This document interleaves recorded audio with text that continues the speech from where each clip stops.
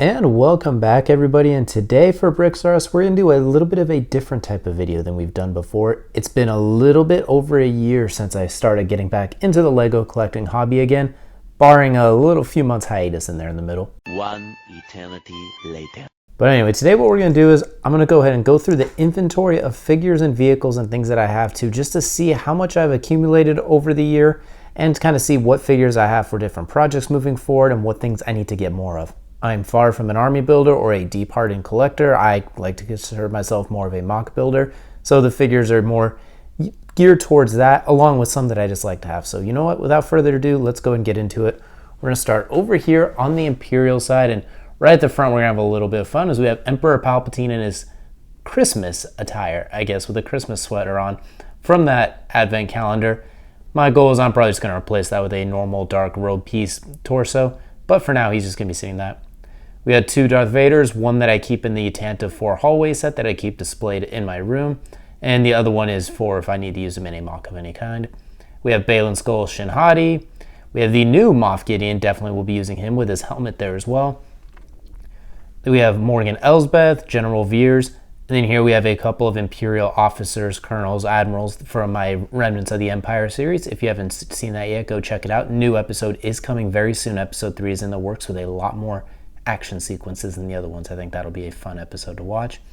Here at the end we got an ATST driver there, and then we'll move on back to the next row. Once again, Hoth ATST driver, couple of Imperial officers, couple of the Imperial shuttle pilots. Here are the two Praetorian guards. I might have to get a third one just to be accurate to the scene. I still hate that we only got 2 of them in that set. It should have been 3. Here we got the Yellow Mortar Trooper, a really awesome trooper, or the Mustard Troopers I know some call them. This all-black Shadow Trooper / I guess they used him as kind of a pilot for that Imperial dropship. Then here might be one of my favorite figures in the collection that I really wish they would remake because I want to get more of.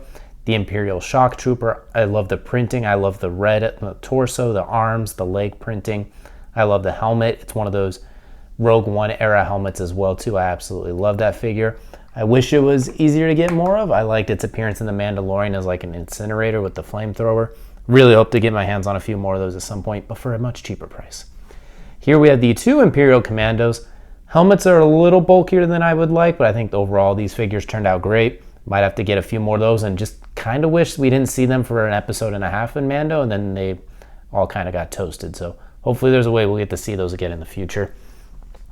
Next row we got the AT-AT pilots, AT-AT pilots, some TIE Fighter pilots. Here too, gotta love the Death Troopers as well. I just acquired a couple of these online searching around, and once again, absolutely awesome figures as well. Hope they can remake those very soon as well. I love to get the ones from Krennic's Shuttle, the ones that are more of like captain type figures, but money. Those ones are much more expensive. Handful of Dark Troopers, then we start the Snow Troopers, the Snow Scout Trooper, a few of the OG Scout Troopers here. Then we got the new Scout Troopers, absolutely incredible figures as well. Here's an oldie but a goodie, the very old school Imperial Stormtrooper way back in the day. Here we got 6 Rebel Stormtroopers, including these 2 here at the end that seem a little bit different. I think these were like later in the Rebels line compared to these ones. You can see the eyes are a little bit less squinted, a little bit more defined. Then we got 2 of these bad boys from the Galactic Empire Battle Pack with the little bit of the battle scarring on the top, the damage on the torso print, awesome figures. Then after that we got a nice little brigade of the newer modern style Stormtroopers, which I don't mind. I think they're a little over molded in the front, but you make do with what is available.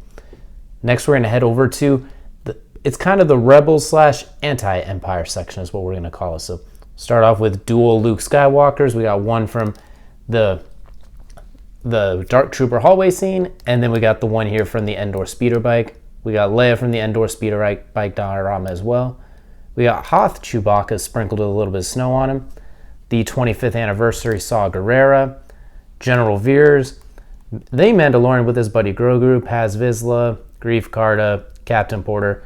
Then here are a couple of figures from the Remnants of the Empire series as well. Keep an eye out for that once again.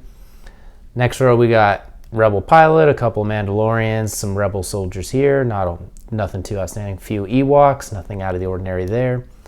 Some fleet troopers, both some of the older school ones and the ones from the Tantive 4 hallway scene. And then we got here the Endor Commandos, if you will, including not Captain Rex right there. I mean, he has the head, so he's not really, and if I was going to call him Captain Rex, I'd probably change up a little bit, give him like some clone arms or something, just to make it a little bit more like him. But jokingly, we'll call that the Captain Rex-esque Endor Trooper. And then in the back row, we got a few more, plus the R2 unit as well. Very back row, we'll keep this one quick. It's the sequel characters. There's like 20 of them. You got the main characters at the front up to Phasma. Then you got a handful of troopers. We won't spend too much time there because anyone who is watching still at this point is going to be more curious about this section here at the front. That is the Republic. Obviously, clone armies and then clone collections. That has been one of the biggest things in the Lego Star Wars world. Say that 4 times fast. For a long time. So we're going to start at the front with Chancellor Palpatine. I know this one could have been Emperor Palpatine just as easily, but because he's in his Clone Wars attire, I put him with the Republic side. Obi-Wan Kenobi from Episode 2, the new Qui-Gon Jinn, Clone Wars Mace Windu, Citizen Ahsoka Tano from Episode 7, Padme, Little Annie, Kellerman Beck, a very awesome figure. I really hope we do get to hear and see more of him. That was one of the highlights from Mando Season 3 was Grogu's flashback with him and Kellerman Beck. Ayla Secura. Now we get into the clone troopers, everybody's favorite part of these type of videos. ARC Trooper Hammer, I got him about 11 years ago, give or take. He's one of them that I just kind of held on to over time because I thought he was so cool. Definitely well worth it. Next, we got a clone pilot. We got a clone commander. Sorry, you know how Lego is confused. They overlap a little bit. Next, we got Phase 1 Gree. Row 2, a couple of ARF troopers, the somewhat embarrassing Commander Fox, and by somewhat I mean very much kind of a letdown. I did give him the black waist cape in hopes to elevate it a little bit, but it's still And then moving on, some of my favorite modern day troopers, we got the red shock troopers. I absolutely love these figures as well. It's not just because of the red or the shock trooper thing. I just really love the way they look. Even with the helmet holes, I think these ones in particular, the helmet holes, while not great, they don't negatively affect these helmets quite as bad as we will see in some of the other ones. And then next we got Captain Vaughn. Speaking of kind of disappointing figures, bit of a letdown there, but you know what? It's all good, I suppose. We got a few of the 332nds right behind here. What I did is I put the non-helmet hole ones out in front, followed by the helmet hole ones after. In case anyone couldn't tell, I usually put the named characters out in front. For this section, I kept some of the named clones ahead of their battalion, just for the color coordination fun of it. Next, we got Commander Cody here with the these are the ones where the helmet holes I think really look kind of ugly. You can see it right there. They really protrude out. With the 212s, definitely not my favorite recent troopers plus the helmet design. We do got the Clone Gunner, which I think looks pretty cool. Then we get into the Mace Windu troopers, if you will, the purple ones here. We got a handful of those. Now we got the new Captain Rex. I unfortunately do not still have the old one. He was gone from my initial purge many years ago. Kind of wish I kept the old one so I could have them both. Although I'm glad I only had to pay $13 for this one. We have ARC Trooper 5s here. I think a very hated on figure. Not the best, not the worst. Next we got a handful of the 501st. Same story as before. The no helmet hold ones out in front. Then we get into some of these specialists here with the different visor pieces. We got here too the binoculars, visors. Then in the bag, it just kind of goes on. We have a handful of those, plus some of them that just don't have the antennas or anything. They're just kind of hanging out. I think, if I'm not mistaken, is the highest number of clone troopers that I have per unit. Then we get into the plain Phase 2 shinies, the normal white Phase 2s. I got a couple of macro binoculars there, but after that, both just regular Phase 2s. Love that we finally got these. Wish they didn't have the holes as well, but beggars can't be choosers, I guess. Been asking for it for 10 years. It finally came through. Then at the back here, we have the OGs, the Phase 2 Clone Wars ones, the ones that everyone loves from the classic battle pack and the good old days. Handful of those. Couple of, don't kill me here, but some knockoff pilots in the back. I got them as part of when I got swindled from a set. It was knockoff. I kept these just because I don't have any pilots. And they don't really get used in MOCs. They just exist right now. And then some that have also withstood the test of time with me. A little beat up, obviously, but we got the OG Phase 2s from 2002, 2003. These ones, once again, timeless classics. They're ones that I just held on to over the years. I think they're probably 20 plus years old. Can't see them going anywhere. I love to have them on display. Then the back we will go to the Separatist slash against the prequel era bad guys, if you will, is what we'll call them. Darth Maul out in front, Jango Fett, love to still have Jango Fett. One rocket trooper, I'd love to get a couple more of those one day. Couple of Kashyyyk slash ATE drivers, I mean, like whatever you want to call, not ATT, sorry, AATs drivers.